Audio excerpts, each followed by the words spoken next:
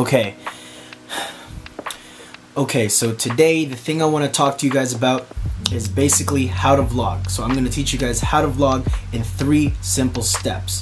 The first step, you're not creating something. A lot of people always have trouble when they're vlogging. They say, I don't know what to create today. I don't know what to film. What do I vlog about?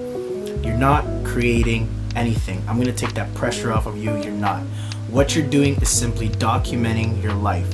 So you don't have to try and make something up. You're just literally documenting, just recording. What are you doing through the day? Just live your life and just document that, okay? That's the first thing, creating versus documenting.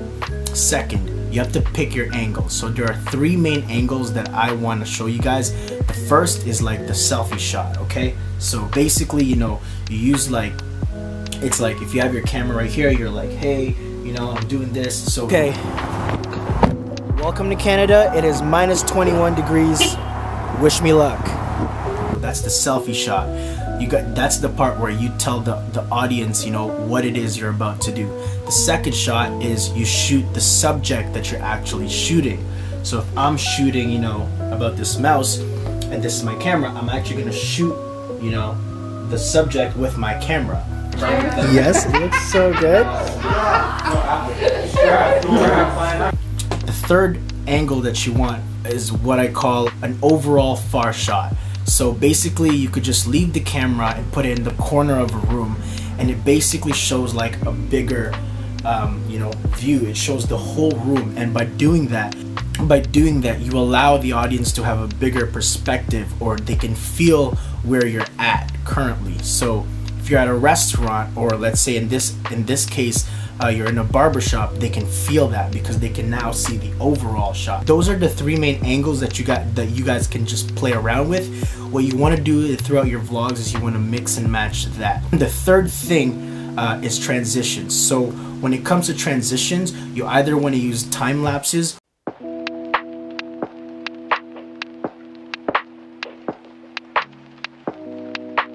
or slow motion shots of just random things that are in your surrounding. You know, it could be your shoes, it could be you know, a street sign, and basically you try to shoot those in slow motion, and that usually helps pass time.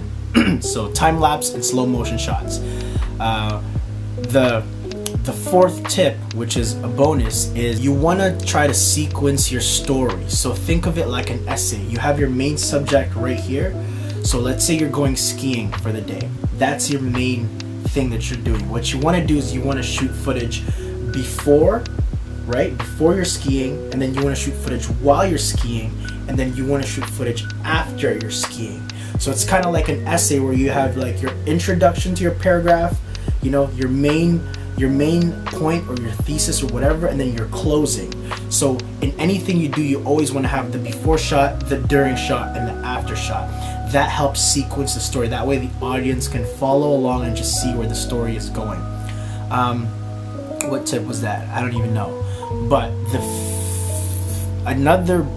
fifth tip, I guess another bonus tip is you just have to always be consistent, and you got to understand and recognize that this is going to be a process. So the first few vlogs you're going to create, they're going to feel like, you know, they suck, and you're going to be disappointed. And the reason for that is there's currently a gap. So this is the work that you're currently creating, and this is the work that you want to create.